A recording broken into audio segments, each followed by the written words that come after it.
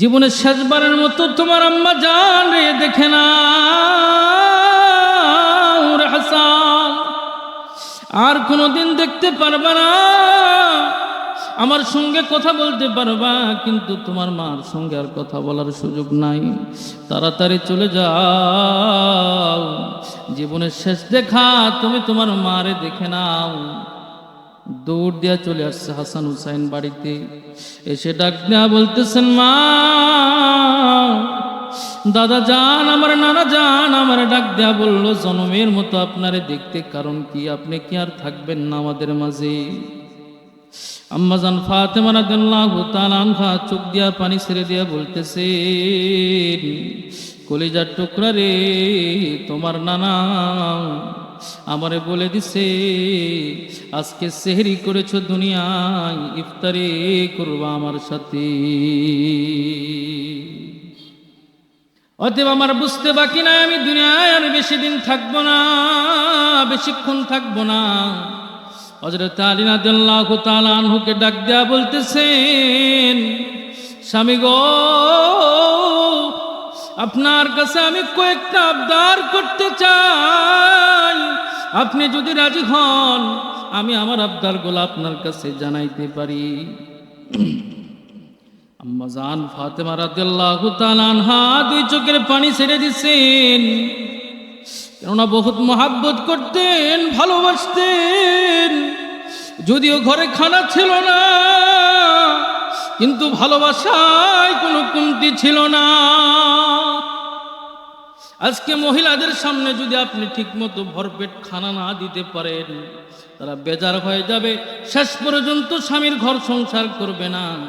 যে স্বামী খানা দিতে পারে না, ভালো জামা পরাইতে পারে না, এই স্বামীর ঘর আমরা করব না, ঠিক না বেঠিক? কিন্তু আম্মা জান ফাতেমা রাদিয়াল্লাহু তাআলা আনহা এমন নারী ছিলেন, 3 দিন পর্যন্ত হযরত আলীর ঘরে কোনো খানা নাই। 3 দিন পরে হযরত আলী রাদিয়াল্লাহু তাআলা কাজের জন্য বের হয়ে গেছেন বাড়ি থেকে। উনি শ্রমিক ছিলেন, শ্রমজীবী মানুষ ছিলেন, শ্রম দিতেন, কর্ম করতেন। কর্ম যদি থাকতো ওনার নসিবে খানা জুটতো, নইলে জুটতো না। তো উনি যখন খানা পিনা নাই, কর্ম করার জন্য চলে গেছেন, ওনার নসিবে কর্ম জোটে নাই। মনটা বড় বেজার নয়, মুখটা মলিন হয়ে গেছেন। আম্মা জান ফাতেমা রাদিয়াল্লাহু তাআলা আনহু পর্দার ওই পাশে, হযরত আলী রাদিয়াল্লাহু তাআলা আনহু পর্দার এই পাশে। বিবিরে জোরে ডাক দিতেও পারে না, কেন খানার তো কোনো ব্যবস্থাপনা নাই। কি নিয়ে ডাক দিব, কিভাবে ডাক দিব? আম্মা জান ফাতেমা রাদিয়াল্লাহু তাআলা আনহা বুঝতে পারছেন আমার স্বামী বড় লজ্জা পেয়েছে। লজ্জা পাওয়ার একমাত্র কারণ তার হাতে কোনো খানা নাই। উনি পর্দার আড়াল থেকে ডাক দেয়া বলতেছেন, স্বামী গো, মুখটা মলিন করে রাখেন না, একটা হাসি দেয়া দেন। সুবহানাল্লাহ। মুখটা মলিন করে রাখেন না, একটা হাসি দেয়া দেন। খাবারের দরকার নাই, আপনার হাসি চেহারা দেখলে আমার ক্ষুধা নিবারণ হয়ে যায়। আপনার হাসি চেহারা দেখলে, জীবনে ওয়াজ বহুত শুনছেন, মনোযোগ দিয়ে ওয়াজ শোনেন। ওয়াজ জীবনে বহুত শুনতে পারবেন, সুযোগ আসবে, সময় আসবে, কিন্তু মনোযোগ দিয়ে যদি ওয়াজ না শোনেন, এ ওয়াজ শোনা দিয়ে কোনো লাভ হবে না। আমলের নিয়তে শুনতে হবে, নিজের ঘর বাড়ি পরিবার ঠিক করার নিয়তে শুনতে হবে। এবং মা বোনদেরও, তাদের জন্যই শেষ বয়ানটা, তাদের জন্য। তাদেরকেও বুঝতে হবে যে ইনসাফ কি। ধন সম্পদ টাকা পয়সা থাকলেই যে ইনসাফ কায়েম হয়, আর টাকা পয়সা না থাকলে ইনসাফ কায়েম হয় না, এরকম না। সর্বহালতে ইনসাফ কায়েম করা যায়, সর্ব অবস্থায় ইনসাফ কায়েম করা যায়। একটু জিকির করেন, লা ইলাহা ইল্লাল্লাহ।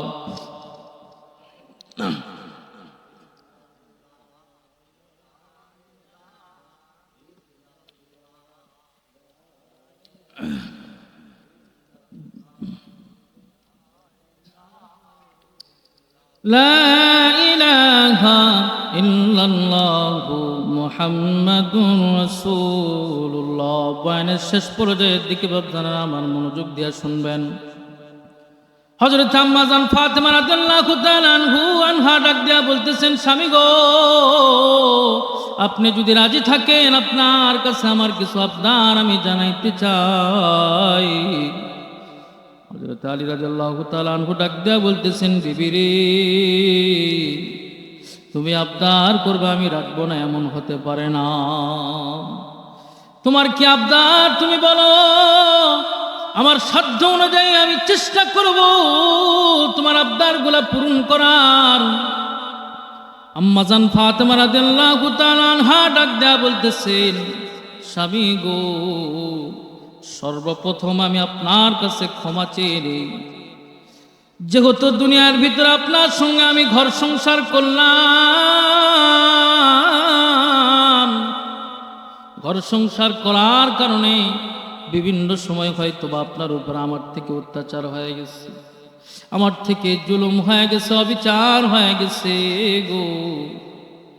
আমি আপনার বিবি, আপনার কাছে মাফ চেয়ে নেই, আপনি আমারে মাফ করে দেন।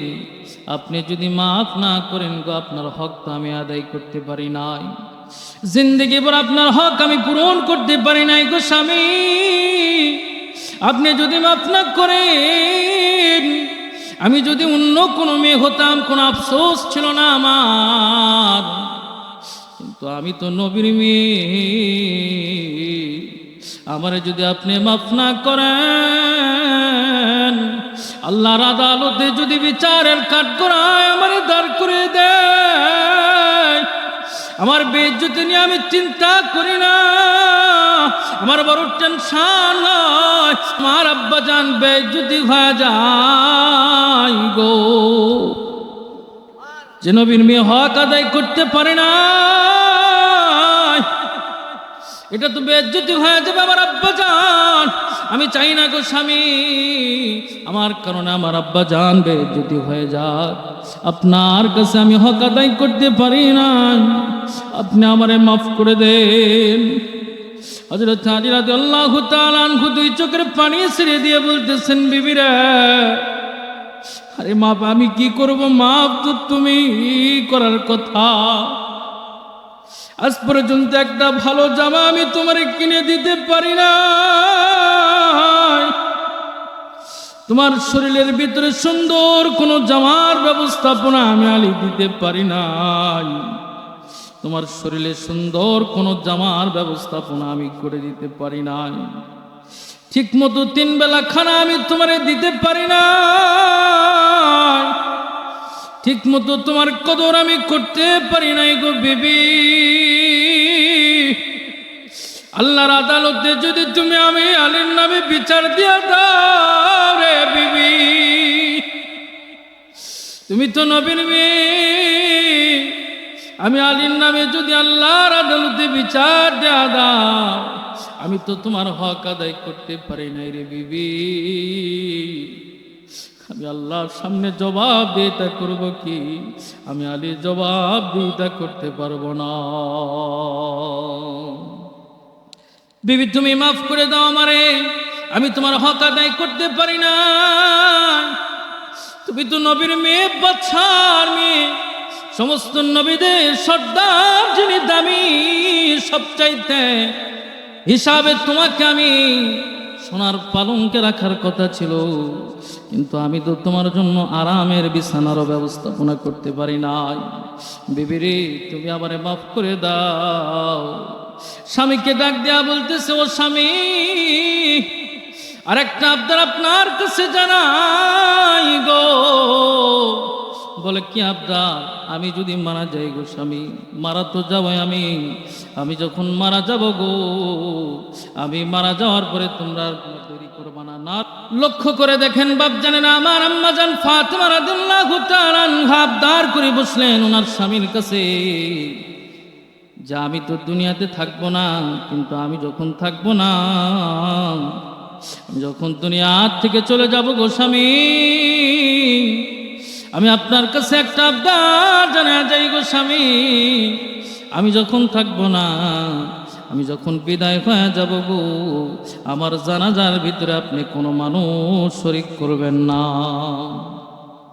আমি যদি রাত্রে মারা যাই, রাত্রে বিনা এলানে কোনো মানুষের দরকার নাই, বিনা এলানে আমার জানাজা করে দাফন কাফনের ব্যবস্থাপনা করবেন।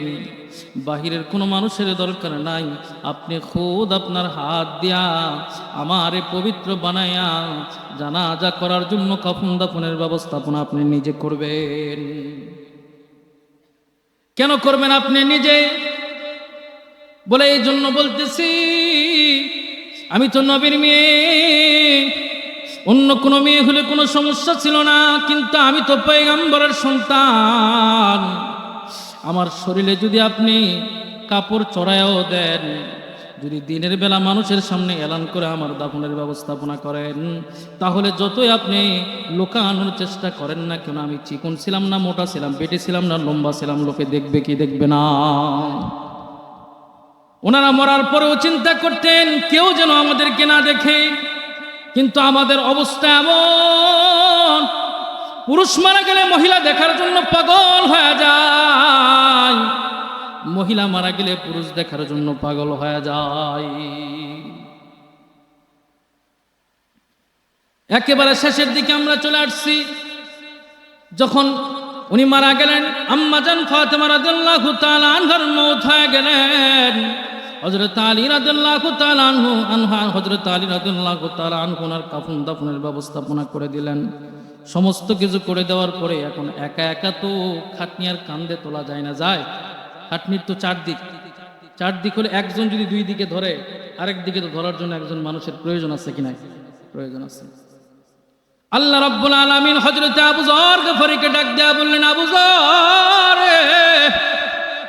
আমার আলী বড় বিপদে আছে, একটু যাও, আমার আলীর কাছে যাও না, আমার মেয়েকে আমার কাছে পৌঁছতে তুমি একটু সহযোগিতা করো। সুবহানাল্লাহ।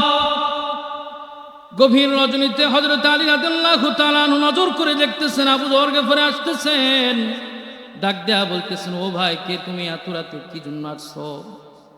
বলে, আলী রে, আমি তো বিনা দাওয়াতে আসি নাই, আমার দাওয়াত দিয়ে আনছে। আমি বিনা দাওয়াতে আসি নাই রে আলী।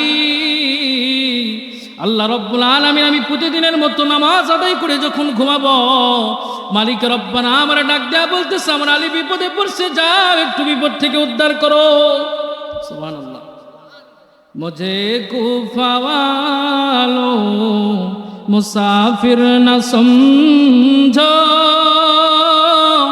मैं आया नहीं हूँ, बुलाया गया है। सुबहानाल्लाह।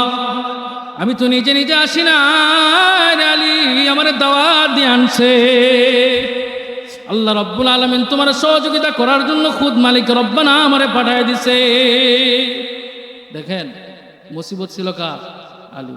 মুসিবত থেকে উদ্ধার করলো কে? আল্লাহ। এই যুগে যুগে যত মুসিবতে পড়বেন, শুধু আল্লাহর উপরে ভরসা করবেন। আল্লাহ বলে, তোমাকে মুসিবত থেকে উদ্ধার কেউ যদি না করে, ওয়াকাযালিকা নুনজিল মুমিনিন,